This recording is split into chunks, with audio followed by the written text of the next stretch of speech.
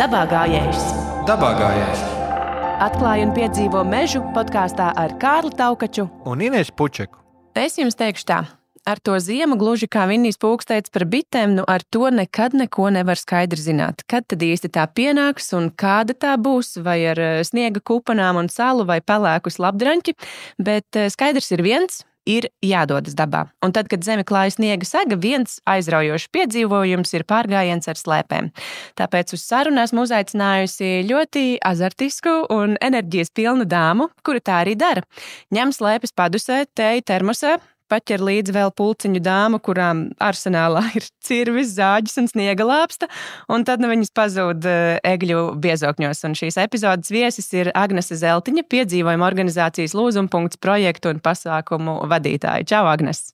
Čau! Es zinu, vērojot tevi sociālajos tīklos, diena ir sajūta, ka tevi nebiedē vispār pilnīgi nekāda laikapstākļi. Es pareizi esmu sapratusi.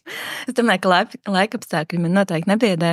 Man patīk tas foršais izaicinājums, ka ir grūti, ka es esmu slapja, es esmu netīra, man ir augsti un man patīk to pārvarēt, to sajūtu, jo tad es teiktu, ka visa tā rūdīšanās gan fiziski, viņa palīdz arī mentāli un tālāk, jo ikdienā viņa palīdz uz stresu noturību, saprast, ka neatrisinām lietu nav un būtībā vienkārši ir jādomā un jādara un par tām problēmām mēs domājam pēc tam, ja mēs domājam par tām problēmām. Tā kā, jā, es domāju, ka tas tāds viss iet roku rokā, ko mēs darām dabā un kas mums nāk atkal ikdienā līdzi uz tādu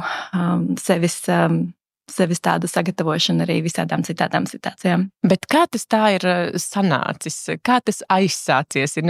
Es laikam neticu, ka tu jau piedzimi tāda, man patīk dzīvoties pa dubļiem un sniegiem un būt slapjai ārā mežā. Kaut kur noteikti es tādu pirmo pieredzi droši vien guvusi. Man tas ir jautāts, un es tiešām tinot tādu atmiņu bildi atpakaļ, es īsti nezinu, kur tas sācies. Bet es esmu tāds, kārtīgs laukas kuķis, teiksim tā. Es esmu uzaugusi laukos, visi lauku darbi, kas ir jāveic arī ziemā. Tā kā es domāju, ka es vienmēr esmu bijis dabā. Es vienmēr esmu bijis arī tāda lauki nāk ar saviem darbiem, ar to, ka arī ziemā ir jāiet un jāpalīdz vecākiem. Un tā kā tāda, nē, man ir grūti vai tagad ir pārāk slapš, lai tur darītu lietas. Es domāju, man īsti nekad nav bijis tāda izvēle, un es saprotu, ka es to esmu kaut kur paņēmis arī līdzi, un kaut kādā veidā no tā šobrīd arī gūstu riktīgi baudu un kaifu. Tas ir forši, jā, ka tas tevī ir pārvērties par to, ka tu gūsti no tā prieku, jo, man liekas, ir kaut kāda daļa cilvēku, kuriem tomēr tā bērnība laukos ir tā, ka man riebjas tagad ravēt bietas vasarās. Bet savā ziņā es tevi diezgan labi saprotu, jo es arī esmu tāds laukas kuķis, un es arī par to esmu domājis, ka, tā ir tā vieta, kur tiešām īsti tādas kārtīgas izvēles iespējas nav. Ja ir jāiet ārā pēc malkas vai palīdzēt vecākiem ziemā, tad tas vienkārši ir jādara. Un tad man tomēr ir jautājums tev, kas tad īsti ir tā vieta vai tie apstākļi, kas tev liek justies vislabāk? Es vienmēr saku, es esmu tāds ziemas cilvēks, bet es arī esmu. Es ieraugu sniegu, tagad braucu atpakaļ vakar no Igaunijas un visur birst sniega pārslas, un es vienkārši acis mirdzu tā, jāiet uz mežu. Tā, jāiet gulēt ārā. Jo man patīk tā sajūta par to, ka ir augsti. Man patīk, ka es spēju atrast tajā augstumā to mieru. Un ka es varu arī mierīgi izgulēt nakti -20 grādos, no rīta pamosties, izlīst ārā, uztaisīt kafiju un uzreiz nerosīties, man ir augsts, man tikai jāiet projām, jāiet mājās, jāiet siltumā.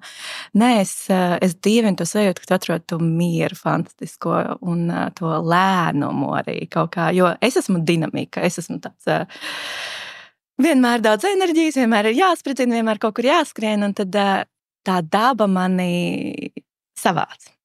Un es savācos dabā.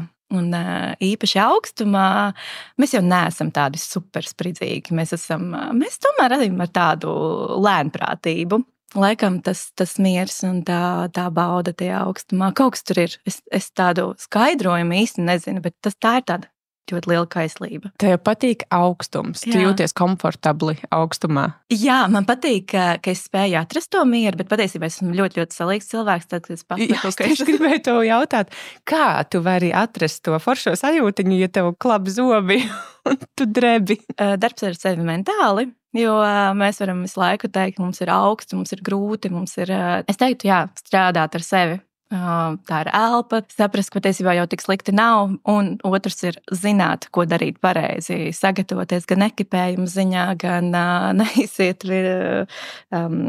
kediņās ārā ziemā, un attiecīgi, jā, tas ir, teikšu, ļoti liels sagatavošanās darbs pirms tam, lai tu saprastu, kā būt arī dabā, un lai tie zobi neklaba, lai tu neesi slapš, lai tu vari tad sniegā izgulēt ārā arī -20 grādos un vairāk.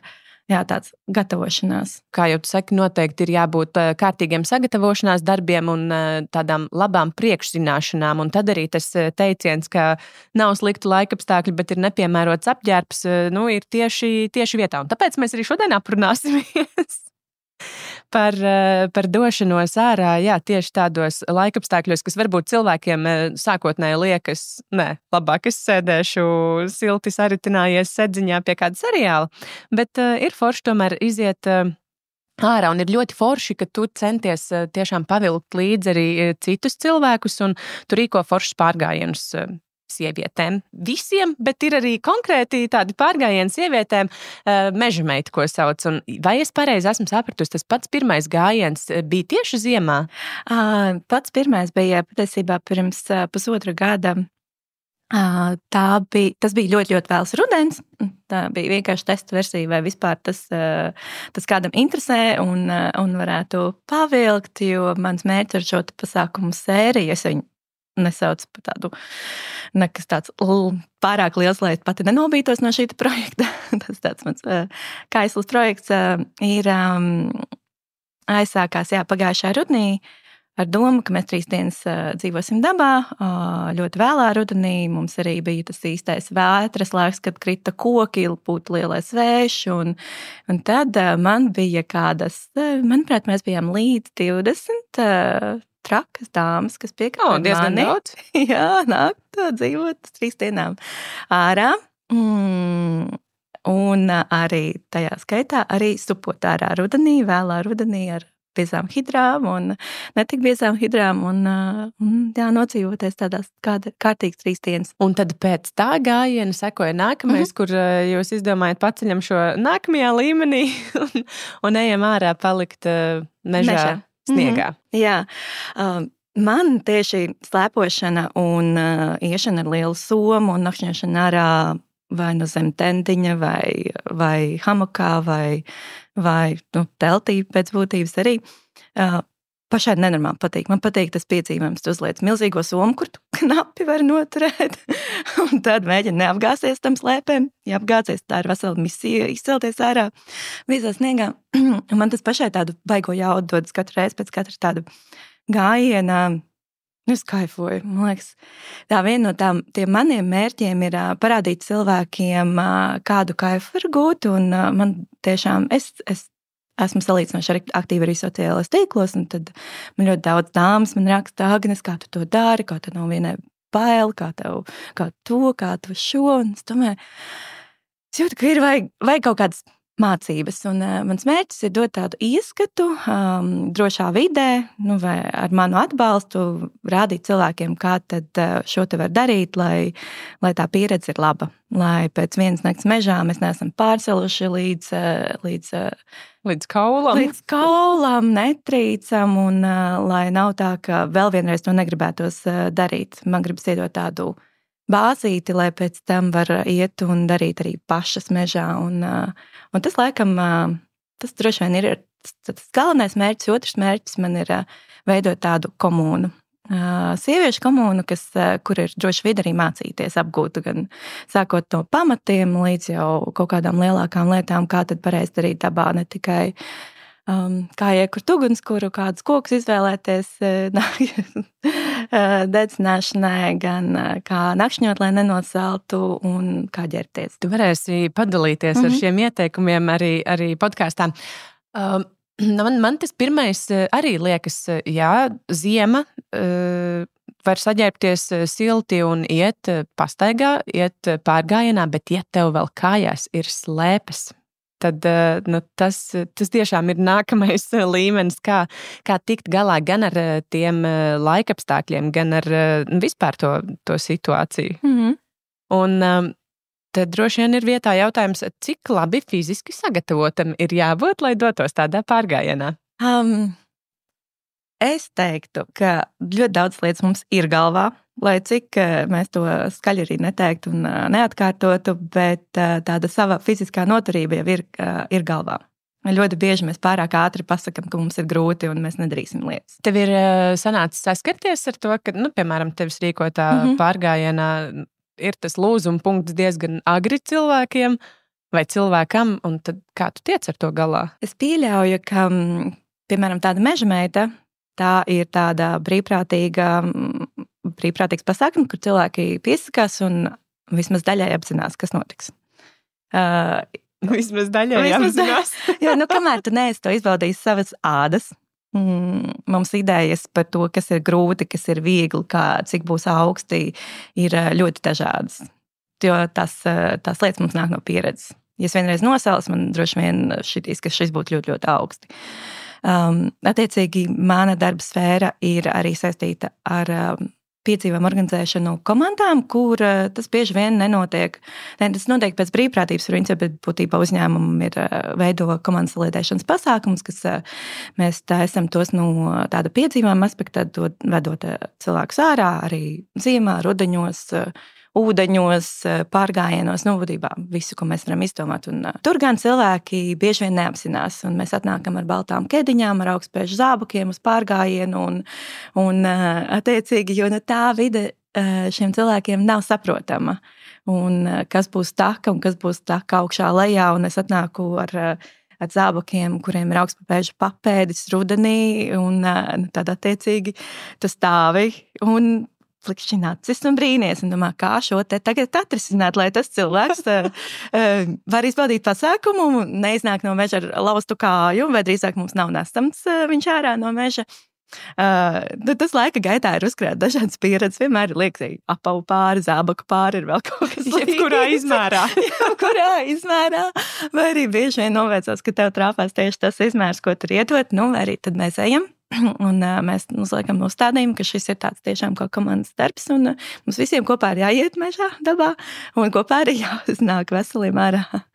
Tad, attiecīgi, strādājam kopā, lai viss būtu droši. Labi, reizēm mēs iedomājamies, ka tas lācis ir lielāks un bīstamāks nekā patiesībā ir, bet tie laikapstākļi tomēr ir jāapzinās, cik lielos mīnusos tu grasies ārā doties un ko tad īsti ņemt līdzi, un vispār, ja cilvēks ir gatavs tādam slēpošanas pārgājienam, cik tad īsti būtu tā kilometrāža gara tai vienai dienai, lai tu galīgi sevi nenobeigtu, bet lai tomēr būtu bišķīt tāds izaicinājums, kāda tava pieredze ir šajā? Mana pieredze ir tādi, tie būtu 15 kilometri, ir jau tā, ka ir ļoti daudz stundas pavadīts ceļā, un mēs ierodamies tumsā nometnē, mēs gatavojam, iekārtojam nometnī, daram lietas, un ir tāds, patīkams nogurums, jo ziemā tās somas var sasniedz no 14 līdz pat 17 kilogramiem, varbūt pat vairāk, ja kādam ir tur piesāks vai smagāks guļamais, jo viss atkarīgs no tā, cik ekipējums ir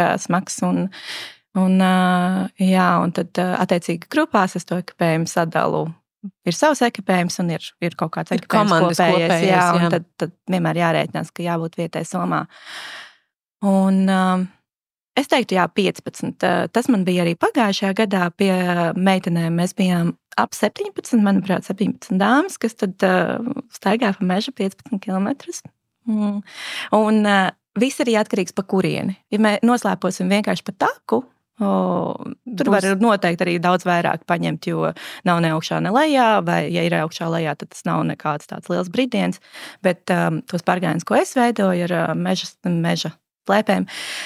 Mums lūzumpunktā ir tāds paša nosauktas slēpes, meža slēpes, kuras ir platāks nekā standarta distanču slēpes. Slēpes, jā, viņas ir 6,8 cm tāds platums, un viņām ir nelielas ādiņas apakšā, kas nozīmē, ka arī tādā slīpākā reliefā var uziet arī augšā, gan arī bez tāda skuiņas, un nenoslīdēt. Un viņas ļoti forši iet arī pa netakām, dziļiem sniegiem, tiešām tā kā briena. Un viņas ir Hagen slēpes, tās nāk no Austrijas firmas, un tās ir pārgājienu slēpes. Mēs viņas esam iesaukuši pa meža slēpēm, mums vienkārši patīk doties ar viņām mežā.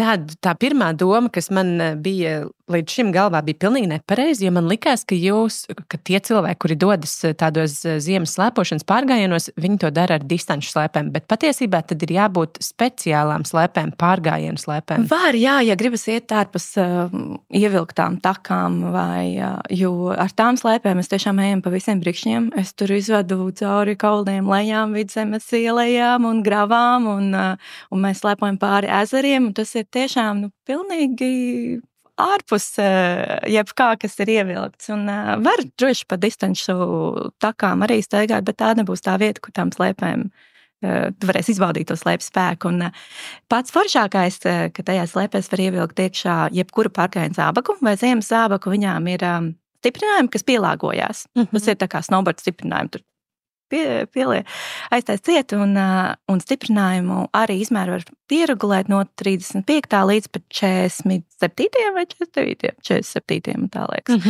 Izmēram, te es varētu mazliet samelot par to tālāko izmēru.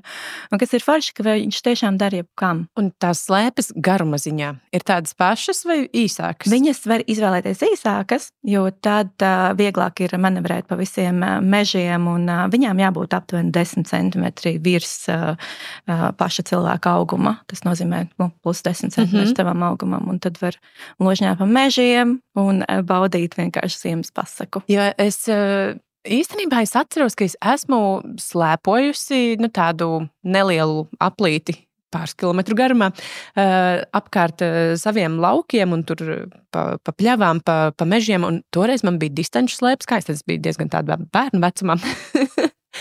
Un, neskatoties to, ka man tētis slēpoja pa priekšu un to taciņu, to špūrīti bija iedzinis, bija pārgrūti manevrēt. Un tad es domāju, kā tas ir vispār mežā, kur nav neviens sagatavojis tev trasīti, pa ko slēpot. Cēlmi un vispārējais. Krūmi, un tu esi ar lielu somu kauts, ar kur tu lauzies cauri ar visiem tiem krūmiem. Tad šīs slēpes varētu būt viena no atslēgas lietām. Pareizās slēpes izvēlēties, pārgājienu slēpes. Jā.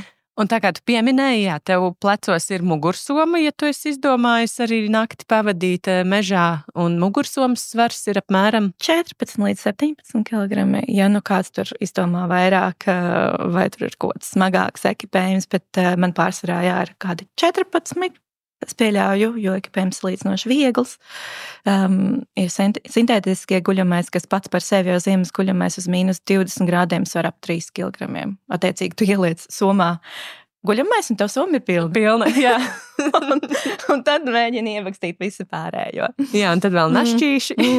Našķīši, katliņi, deglīši, viss pārējais, kas vajadzīgs. Jā, bet man tomēr liekas, ka tai fiziskai sagatavotībai bišķi ir tomēr jābūt, lai tu varētu tiešām piecelties ar tādu mugursomu plecos, kad ir sanācis nogāzties uz sāniem. Jā, bet ir arī cilvēki, kas arī bez tādas kārtīgas fiziskās sagatavotības, ja viņi ir apņēmušies, ka viņi vēlas to izdarīt un grib to pieredzēt, viņi tur cīnīsies ar sevi. Mazliet jau, jebkurš pārgājiens, un īpaši, ja tas ir grūts pārgājiens, tā ir cīņa ar sevi.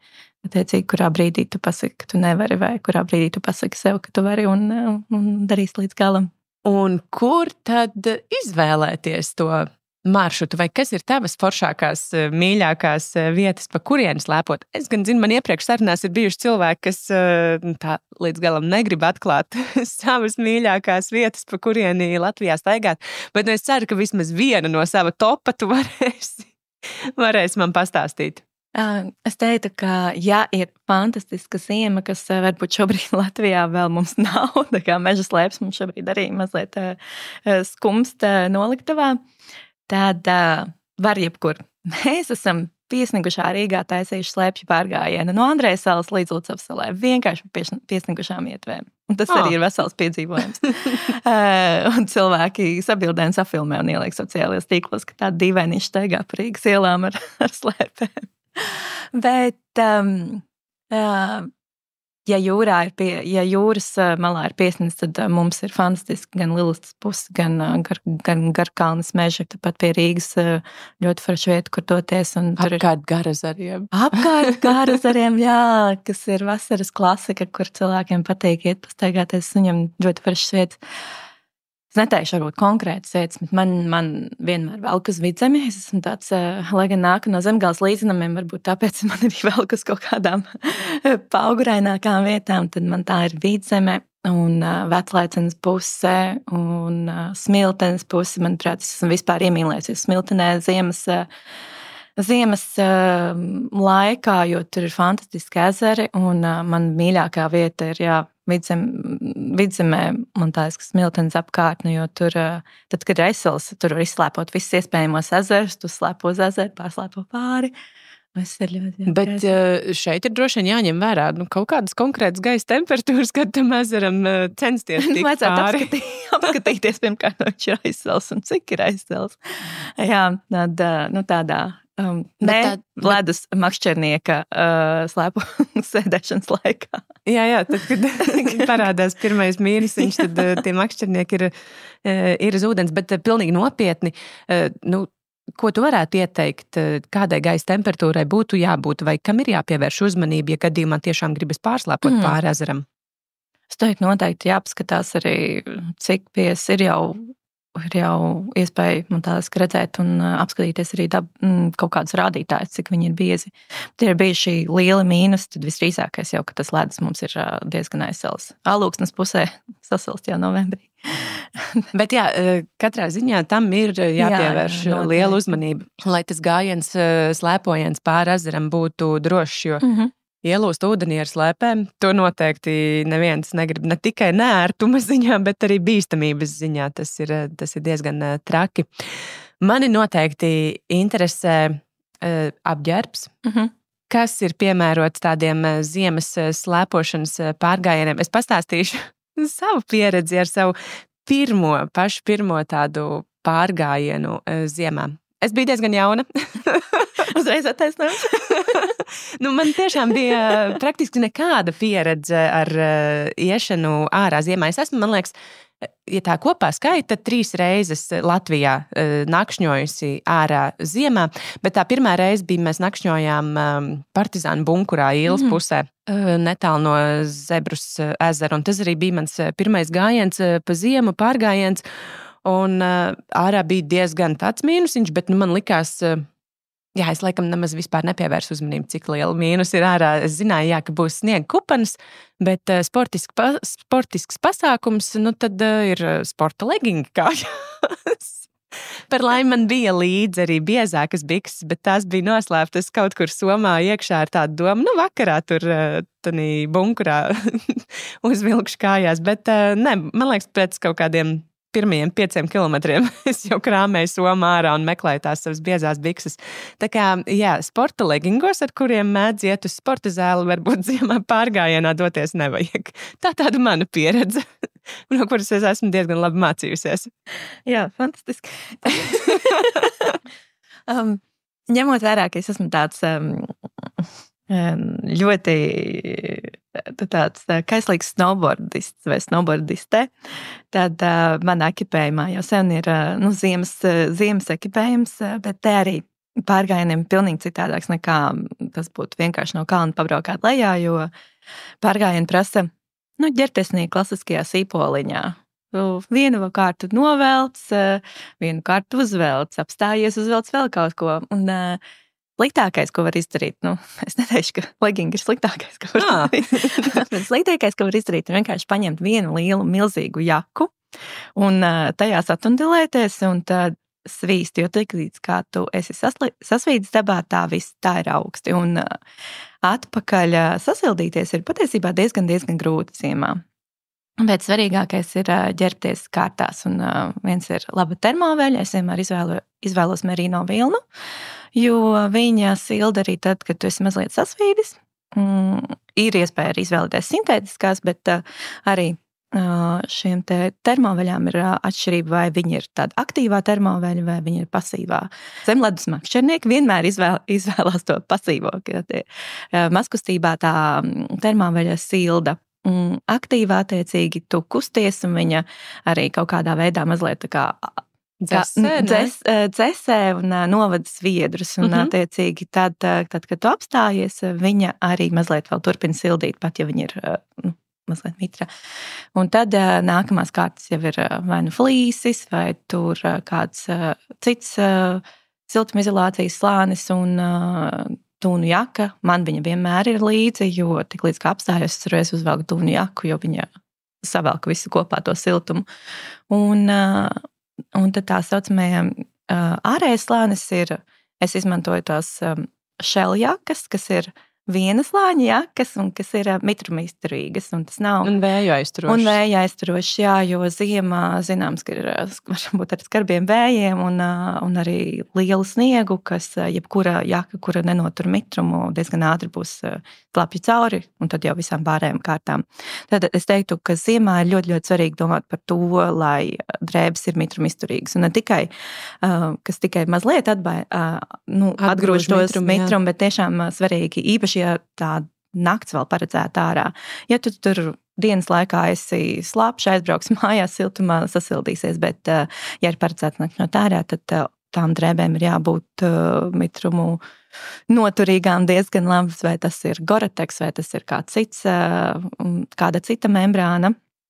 Un tālāk, un tad es visu laiku regulēju ar to, ka viens slānis nāk kaut kur papildus, un labāk paņemt kādu papildus slāni, mazāku vēl līdzi, nekā saprast, ka es esmu nosalusi.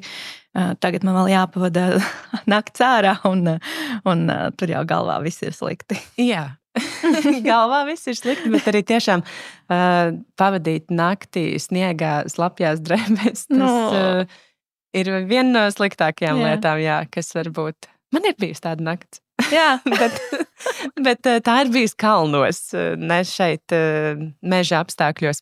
Un par to nakšņošanu tev noteikti ir kaut kādi, kā to pareizi latviski nosaukt, ņemsim vienkārši padomiņi. Ko tad darīt, lai tā nakts ziemā būtu komfortabla? Noteikti viss, ko pirmais var teikt, tas ir labs guļamais.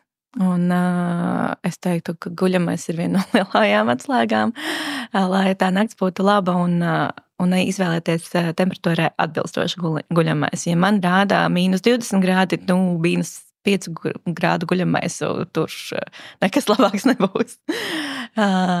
Tad ir jāizvēlās guļamais, kas ir tiešām 4 sezonu, kas ir mīnusiem, vai tas sintētiskie guļamais nozīmē, ka viņi ir lielāki, smagāki, kas Latvijas apstākļiem sintētiskajiem ir labi, jo viņi sildīs arī tad, ja viņi būs mitri.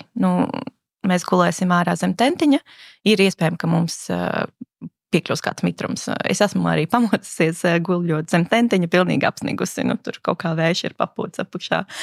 Diezgan laba sniega kārtu. Varbūt man ķermeņa augšdaļa ir pasargāta, bet kājas man ir bijušas pilnīgi apsnigušas. Un ar sintētisko guļamais ir bijis labi. Ir šobrīd arī dūnu guļamais, kur tiek apstrādāti pret mitrumu, ka arī var tos izvēlēties arī Latvijas apstākļiem. Man pašai tagad ir dūnu guļamais, un es ceru, ka tūlīt uznāks tāds kārtīgs ziemelis. Lai varētu pārbaudīt, cik tad labs tas dūnu guļamais ir. Tieši tā.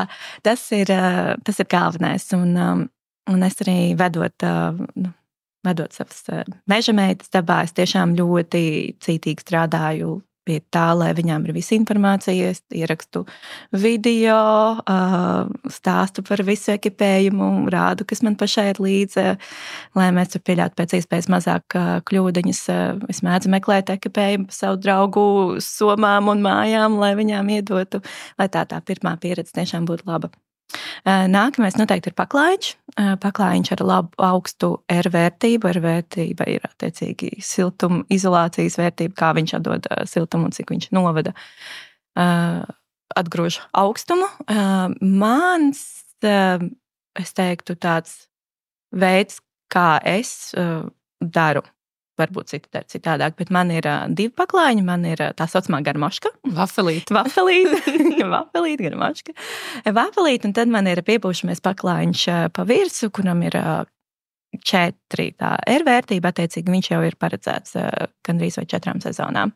Un es jūtos vienmēr labi, arī guļot ārā zem tentiņa, man ir vafelīte, kas tad pasargā no tā pirmā augstuma, un tad jau piepūšamies, kas jau arī vēl papildus iedod siltumu. Tālāk jau un arī guļamais. mazliet komfortiņa. Bišķiņ arī komfortiņa, jā, tā vafelīte nav tik komforta, tā būs zemes. Tad nekāds mīkstumiņš ar vafelīti nesanāks to. Nē, vispār, nē. Un svarīgi ir termoveļi. Attiecīgi, te mēs ņemam pasīvo termoveļu, kas dos siltumu, tad, kad mēs būsim mazāk kustīgi, un tās ir termozeķes. Es visu izvēlos merino un tātad legingi, augšiņa, cepurīte. Ja gribās vēl siltāk, tad var uzvilkt arī kaut kāds cimdiņus, pārsvarā nevelku. Un tad ielienam iekšā guļamaisā, kas ir svarīgi atcerēties. Ziemā drēbes un somas var palikt slapjas. Vienmēr visu termoveļu es ielieku ūdens izturīgajā maisā un ielieku somā, un tā ir vienmēr tur. Un cenšos arī nelietot šo termoveļu, kur ir ar gulēšanas termoveļu, nekam citam. Tām ir jābūt 2 atsevišķām termoveļām. Tieši tā, jā. Tātad viens konfliktiņš, ar kuru es vienmēr eju dabā, vai vairāki, un tad viens ir, kas nemainīgi vienmēr ir gulēšanas, jo viņas tomēr nolietojās, un tad viņas vairs nesild, un jā, tātad labāk padomāt par to. Un vēl viena lieta, ko guļot zimā ārā cilvēkiem ļoti gribās darīt, ir iepāst visu seju guļamaisā, tā kā aizvērst ciet, un tad to guļamaisu sēlpot. To nevajadzētu darīt. Labāk uztaisīt tā, ka mums ir maziņš tāds...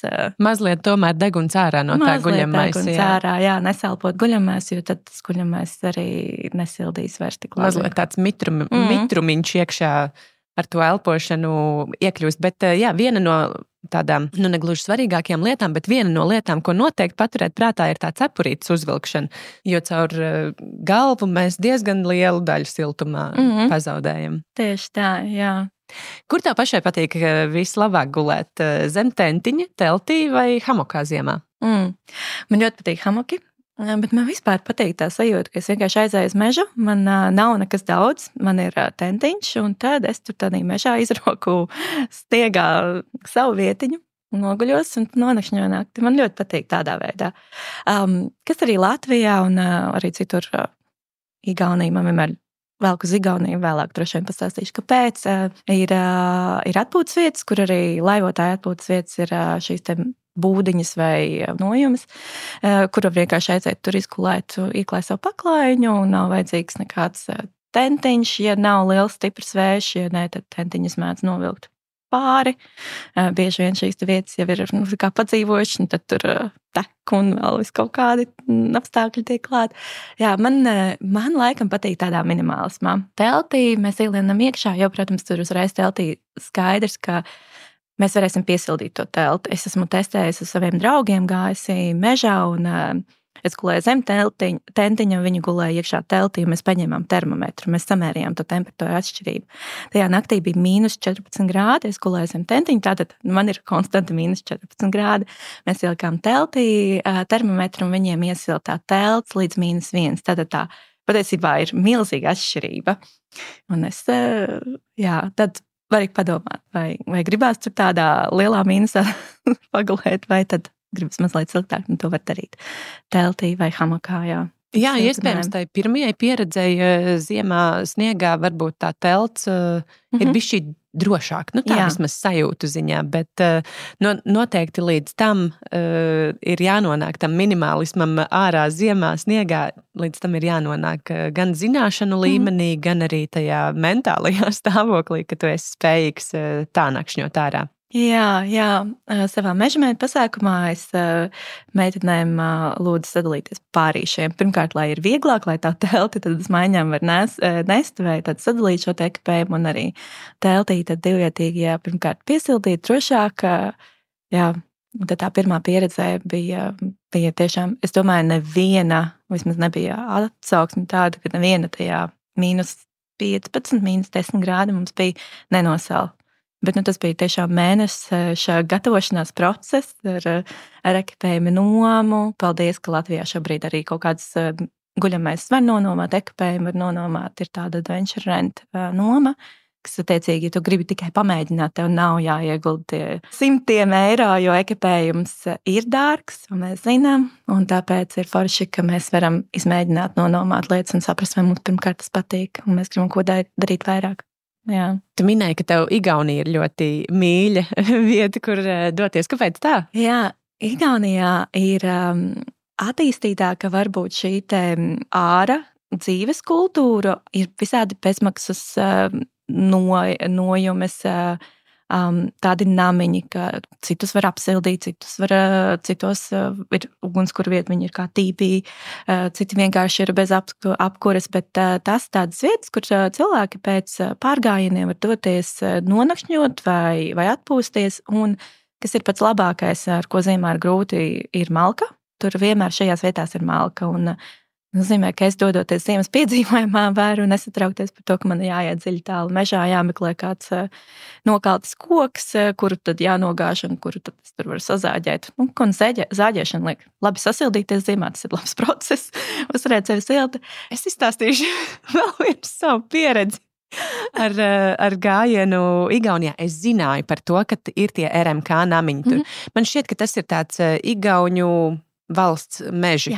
Jā. Tāpat kā mums ir Latvijas valsts meži, tā viņiem ir Igauņu valsts meži, kur ir sagatavojuši šīs te atpūtas vietas.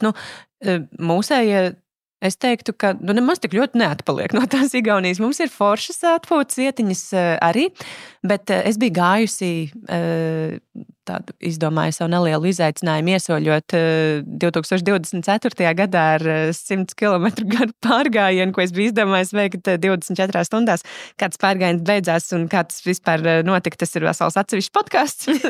bet jā, man bija diezgan nepieciešama vieta, kur varbūt pārlaist nakti vai vismaz atpūsties, un es skatos kartē, ka tur ir tāds RMK namiņš, un es redzu bildi, un viņš ir skaists guļbūves namiņš, un es domāju, šī ir tā vieta, kur man tiešām ir jānonāk. Kājas sāp, ir tumšs snieglietus, viss ir slikti, un es esmu nospraudus to mērķi nokļūt līdz šim namiņam. Un, burtiski pēdējie 500 metri palikuši, kas velkas kā mūžība. Un es aizēju galā, un tā ir skaista guļbūves toleta. Tas nav namiņš, kur pārnakšņot. Bet kartē bija bildes ar tiešām skaistu namiņu. Labi, gala rezultātā mēs sapratām, ka mēs varam pasēdēt uz lievenīšu, mazliet atpūsties un aiziet līdz ainažiem. Bet jā, tās ir foršas vietas mežā, ja tur ir tāds īsts namiņš, ne tikai nojumīt. Jā. Bet tur arī nojumēs īpaši vasarā vai ziemā, ja tu esi gatavs gulēt ārā, tu esi sagatavojies, tad svarīgākais, manuprāt, ir tas, ka tur ir tiešām malka. Aizies uz iekuras un ugunskura vietas, iekuras ugunskura nedarīs pāri dabai, padzīvosies, aizbrauks tālāk vai aizies tālāk un tā. Es ļoti daudz ceļoju arī ar motociklu, un man fantastiski, es varu vienkārši aizbraukt kaut kur mežā, man ir viss, iekurt savu ugunskura, pārlaist nakti, un tad braukt tālāk, un man ne par ko nav jāstraucās, un tad man patīk tiešām doties tādā minimālismā kaut kur. Un, ja ir tādas vietas, tas tikai atvieglo šo te dabai draudzīgo domāšanu, tādu minimālismu un tālāk. Es vienkārši domāju no tādas pieredzes, ko tu esi guvusi, varbūt ārpus Latvijas, kas ir tas, ko tu gribētu redzēt mūsu pašu mežos? Pandēmija bija tāds labs rādītājs, cik daudz cilvēki grib iet dabā, vai šobrīd jau tā daba un iešana dabā mums ir tāds ļoti aktuāla tēma.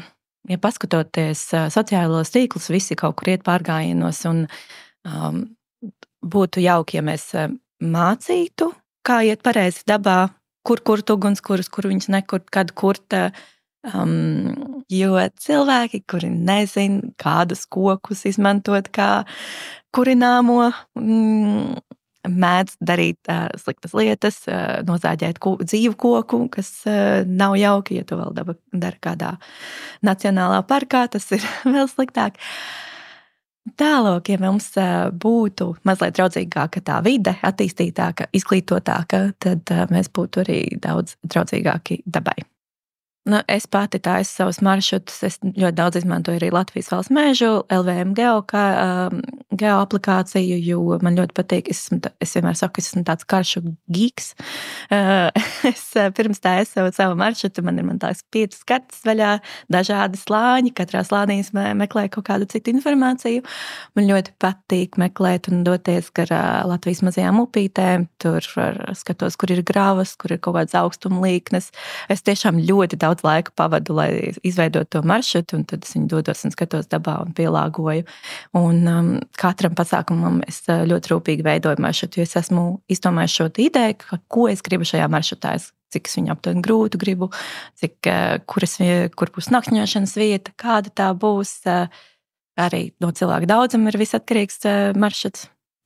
Tālāk, bet tas nāk ar laiku un pieredzi, ar tādu pašmācības ceļā noteikti šīs karšu lasīšanas un zīmēšanas un likšanas tad arī dažādās aplikācijās, jo Latvijā mums ir arī ļoti daudz vietas, kur mums nav zonas. Ja mēs esam izdomājuši savu maršrutu, mēs esam nonākuši vietā, kur nav zonas, tad saprast, kā no turienes tikt ārā vai kā iziet to maršrutu, ko es ieplānoju, tad es izmantoju vairākas aplikācijas, kas strādā arī bezsaistes režīmā un esmu ierakstījis tur savus kāpēks failus. Starp citu, vai tu vienmēr paļaujies tieši uz šādām elektroierīcēm, vai tev tomēr ir līdzi arī papīra karta un kompass? Pareizi būtu tā darīt. Esmu arī tā darījusi, bet Latvijā es ļoti daudz paļaujos uz savu ierīci, ko es esmu tad sataisījusi, un man ir sapratne par to, kur es atrodos un kā tad no turienes tikt ārā, ja nu gadījumā man ierīce. Galvenais, lai tā ir uzlādēta. Tieši tā. Powerbanks, jā. To vajadzētu vienmēr līdzi, un īpaši ziemā viss ļoti ātri izlādējās. Lai cik tur advancēta ierīce būtu, tad jāpadomā, lai ir. Noteikti arī to ārējo lielo bateriju vajag turēt kādā siltā vietiņā. Jā, visu, ko grib siltumā, arī enerģijas batoniņus, to tuvāk sev. Jā, lai nesnāk salauzt kādu zobu un kožot snikarītī. Jā, tieši tā. Jā, par pārtiku. Ir kaut kas tev arī iesakāms, ko ņemt šādos gājienos līdzi? Noteikti tās varētu būt lietas, kas ir ātri vārāmas. Jā, zīmā ir pieejama 4 sezonu gāze, kas ir teglīšiem, bet realitātē jau īstenībā viņas arī nestrādā fantastiski. Viss prasa daudz lielāku, ilgāku laiku. Nebūs tā, ka ūdens uzvārīsies 5 minūtēs, viņš uzvārīsies daudz ilgākā laikā. Ļoti pateicīgi ir tie saucamie piedzīvojumi pārtika, jeb adventure food. Vienkārši ir jau gatava maltīte ar pietiekamu kilokaloriju skaitu, viņu aplej, patur kādas 10 minūtes, un tur tev ir kārtīga maltīte dabā. Bet man ļoti, ļoti patīk dabā pašai gatavot. Jā, es esmu gatava nest to savu kaut kādu katliņu un izveidot salīdzinoši vienkārši maltīti, kuram negaršo makaronu dabā, vai kuskus, vai čili con carne. Ziemā es teiktu, ka mazāk aizraujos ar tādu sarežģītu maltīšu gatavošanu, bet vēlā rudenī visādos laivbraucienos arī ar mežameitām mēs vedam lielo katlu līdzi, ko tad liekam uz ugunskura un gatavojam tur veselu mielastu dabā. Bet ziemā, jā, tas ir kaut kas tāds, kas ļoti, ļoti viegli salīdzinoši ātri uzvārās. Tās ir gatavās maltītes, vai tie ir visādi makaroni, konservi, kaut kas tāds. Tādai ēdienu gatavošanai ziemā jūs vairāk izmantojat prīmusu vai tomēr ugunskuru? Es teiktu, es pusdienas vienmēr taisu salīdzinoši vienkārši, jo lai vakarā mums daudz vairāk laika. Tad pusdienas tā ir vai nu prīmus, vai tas ir advancētāks jetboils, kas ātrāk uzvārās, jo viņš paredzēts ar augstākām temperatūrām, arī kalnu pārgājieniem. Bet vakarā, mēs esam no nometnes vietā, mēs iekaram ugunskura, tad ugunskurā. Ugunskurs arī ir vieta, kas forši sasilda un vieno cilvēks. Jā, galvenais nelikt zābakus pārāk tuvu. Jā. Lai zola nepārvēršās par košļājumu gumiju. Arī tā man ir gadījums.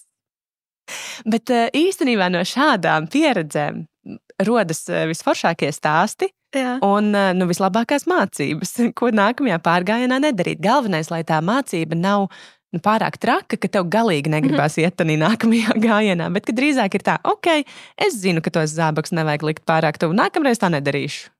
Tieši tā. Jā. Tev pašai ir tādas kaut kādas atziņas nākušas savos gājienos, vai varbūt cilvēkiem, kas ar tevi kopā ir devušies, kur no tādas varbūt tanī brīdī ķibeles gala rezultātā sanāk tiešām laba mācība. Man noteikti pašai ir bijuši pārgājieni ziemas, kur es dodos ārpus zonas. Sveiciens Kristīnai.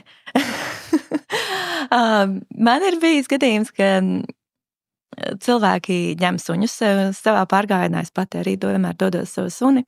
Un šie suņi teorētiski nekad neskrien projām. Un tad mums ir bijis gadījums, kad mīnus kaut kādi, tuvu 15 grādiem. Mēs esam salīdzinoši paliela grupiņa.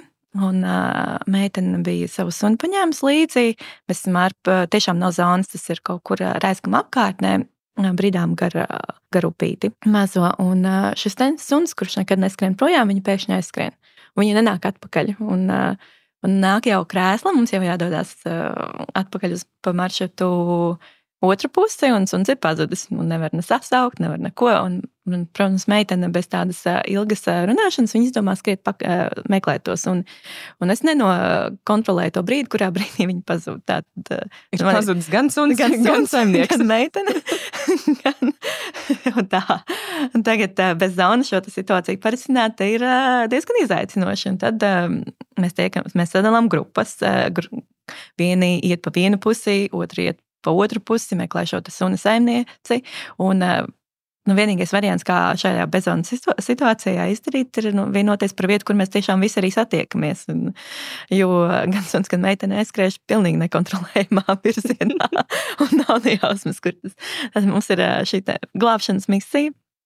Par laimi jau viss vienmēr beidzās labi, un gan suns, gan meitene, gan visas sadalītās grupas arī ir atpakaļ, un tad mēs varam turpināt pārgājienu, bet es teiktu, ka vienmēr ir jāpadomā par vairākiem variantiem. Es vienmēr redzu, plānojot maršrutu, kur man būs kaut kāds izējas punkts, kur man būs ABC variants, kas ir, ja grupa ir lēnāka, kur mēs nogriezīsim kaut kādu maršrutu, kas notiks, ja kaut kas notiks fiziski ziemā. Bieži vien kaut kas var notikt. Nezinu, mēs izmešķiem potīti, kur mums ir šie izējas punkti. Un kas notiks situācijā, ja grupa pēkšņi sadalīsies un mums nav zonas. Tad, bet tas nāk ar pieredzi. Vienkārši ir šie visas situācijas mums māca, ka mums vienmēr ir jābūt vairākiem variantiem. Un, lai sliktākais, ko mēs kā grupas vadītāji varam darīt, ir sastingt un saprast, ka šajā situācijā es vienkārši nezinu, ko darīt. Un tas ir sliktākais. Bet jebkura situācija ir ļoti laba mācība. Un atrisināma.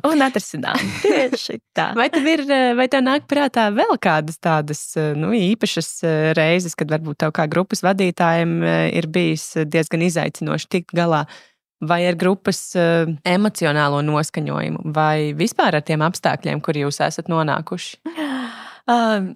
Es domāju, ka tādos manos, es viņus saucu par atvērtiem pārgājieniem, kur piedzīvojumiem, kur cilvēki apzināti piesakās un viņiem ir šī te jau nojausma, kas notiks. Nē, uzreiz man nenāk prātā. Mums ir visādi piedzīvojumi, bet nekas tāds akūts vai neatrisināms. Man ir darbā bijusi situācija, ka man iet blakus dāmas un uz manīm kliedz, ka viņām atkal ir jāiet pārgājienā. Un kāpēc viņām tas ir jādara? Viņas jau pagājušajā gadā gāja. Un es kā projektu vadītājs, kas strādā ar klientu, kurš ir pasūtītājs un stāsta, cik ļoti viņa kolēģiem patīk doties pārgājienos un ka viņi vienmēr iet pārgājienos un ka viņiem vajag speciāli grūtāku un garāku pārgājienu. Un tad realitātē mēs atbraucam un kolēģiem vispār nepatīk iet pārgājienā. Viņi jau 2 gadus iet pārgājienā un viņiem vienkārši besī to darīt. Viņi ir uzvilkušies, ka viņiem ir jādodas pārgājienā. Viņi nav gatavi tam. Un tad, attiecīgi, tu esi šis te vadītājs, vainīgs pie tā, ka viņi dodas pārgājienā. Tad vienkārši ir jāstrādā ar šo te emocionālo spriedzi, slodzi un ar cilvēkiem. Jā, nu tas vienmēr ir tāds neliels izaicinājums.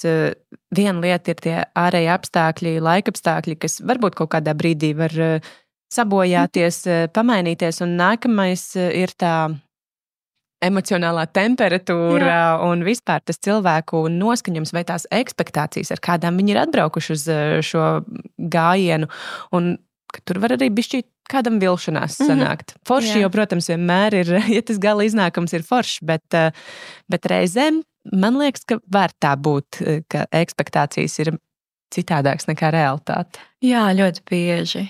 Un jo mazāk mums ir pieredze kaut kādā sfērā, jo mums tās ekspektācijas ir tālāk no tās realitātes. Tikai ar pieredzi mācoties, saprotot, kas ir, kādas lietas mēs varam saprast, uz ko tad mēs ejam. Pašam ejot tajā pārgājienā, jo tās bildes Instagramā, tur jau vienmēr ir tie jaukākie brīži, sēdēšana pie ugunskura vai tās smaidīgās bildes ar, nezinu, slēpēm kājās vai to lielo mugursomu, bet bieži vien jau nav tās bildes, kur tu esi apgāzies ar kājām gaisā un netiec atpakaļ uz takas. Jā, viens no tādiem foršākajām lietām, kas man bija šajā te meža meitas ziemas pārgājienā, kas cerams drīz būs atkal otrā kārta, tagad, ja mums tas niks, tad tā ir tā sajūta, ka pēkšņi ir satikušās 11 sievietes, kuru citu praktiski nepazīst, un mēs tagad 2 dienas kopā pavadam. Un šeit veidojas tā komunas, tas gars, kad saprot, ka tu viens īsti netiec galā. Tu esi apgāzies to milzīgo somu, kas ir tiešām liela. Un kaut kur iekūņojies tad lielajā kupanā un nevari viens piecelties kājās. Rokas stieg iekšā, nūjas arī. Kājas īsti tur neturās, tu kāds pelmenis mēģina apvelties otrādi, un tev vajag, lai pieslēpo vēl 2 citas dāmas, un tagad mēģina stutēt tevi augšā. Un tas nāk ne tikai tādu palīdzēšanu, tas nāk ne tādiem foršiem smiekliem, un viss tās neveiklās situācijas ļoti, ļoti atbruņo. Un tad tas vakars pie uguns, kur pēc pavadītajiem 15 kilometriem dabā, kur ir neskaitāmi kritieni, kur ir tumsa, kur ir kaut kādas bailes, grūtības. Pēkšņi saproti, sēdi, un tev ir sēdi ar tādām savām draudzenēm, un jūs visas esat pēkšņi tikko satikušās, jūs esat pavadījuši 1 dienu kopā. Un katrs no tiem piedzīvojumiem ir tāds, un es bieži vien pārēju no maliņas, un es domāju, un paskatos to visu, un abrīnojami, vienkārši neticami. Un ir sarunas par dzīvi, par esību, par bērniem, par dabu, par piedzīvojumiem. Un ir sulīgi smiekli, un atvadoties pēc šī te 2 dienu gājiena, tas sajūt, kad atvadies no savām draudzenēm, un kur tu vienmēr gribi satikt atkal, un atkal ir kaut kādi citi tie piedzīvojumi. Tas ir ļoti, ļoti forši, bet tas nāk ar tādu kopēju kaut kādu piedzīvojumu, kaut kādu risinājumu un pieredzi. Jo tā pieredze jau ļoti, ļoti satuvina. Tas kopīgais pārdzīvojums. Jā, tieši tā. Un ja ir vairāk tādu momentu, kur kopā ir jāpastrādā, jo dziļāka tā pieredze ir un dziļākas tās sajūtas ir. Tas ir tas lielais cilvēcīgais un emocionālais ieguvums šādos pārgājienos dodoties. Viens, ja tu esi gana drosmīgs, vari doties viens ārā, bet ir forši tiešām sevi izaicināt ar tādu nepazīstamu kompāniju, doties kaut kur ārā Latvijas mežos un staigāties vai ar kājām vai slēpēm kājās. Laikam man tev jājautā, kādi būtu dažos vārdos, var arī plašāk, kādi būtu tādi tavi iedrošinājuma vārdi vai ceļa vārdi tiem, kas, noklausoties mūsu sarunu, ir tā kā mazliet iedvesmojušies, bet tomēr vēl tā kā šaubās.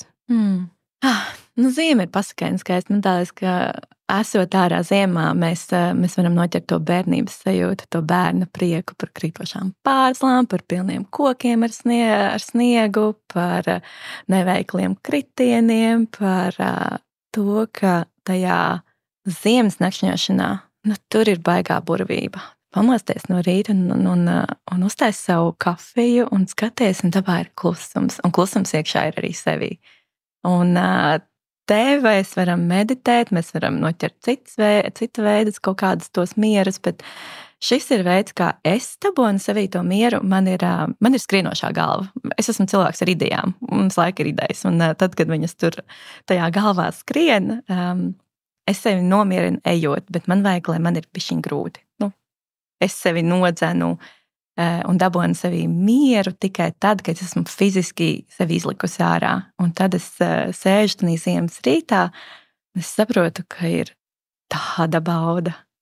Un ir klusums, un nekā cita nav pasaulē. Un es esmu savā sniegā, savos -20 grādos, un es neteiktu, ka to nevar jebkurš. Vienkārši ir jānoskaņojās, un ļoti daudz, kas ir tādā sagatavošanās noskaņojumā. Un, ja ir bail, tad es teiktu, ka Latvijā ļoti daudz cilvēku, kas to dara, un var nākt, pie manis, var iet pie citiem, vai sarunāt draugu kompāniju un palasīt internetā. Ir tik daudz informācijas par to, kā pareizi darīt lietas, un vienkārši eksperimentēt, iet un darīt, un izbaudīt jebkuru laikapstākli, jo iet dabā nav vispār traucēga. Paldies tev liels par sarunu. Es tiešām ceru, ka šīs te, ko tu stāstīji par miera gūšanu, tīpaši šajos laikos, kad ļoti daudziem cilvēkiem ir šīs, kā tu saki, skrienošā galva un galva pilna ar idejām, kad ir nepieciešams mazliet miera. Jā, ka šis tevis stāstītais cilvēks iedvesmoja tiešām saņemties mazliet drosmi un pamēģināt došanos ārā, sniegā, ziemā. Jāsagaida tikai kārtīgas kupanas. Jā, cerams, ka tagad šajā nedēļas nogalē. Bet kā jau es sākot mūsu sarunu teicu ar to ziemu, nekad neko nevar līdz galam zināt. Citu gadu tā ir kārtīga, citu gadu tā sākas tikai janvāra vidū vai februārī. Galvenais, lai neievelkas līdz aprīlim. Es nebūšu tas cilvēks, kas būs veidīgs par to.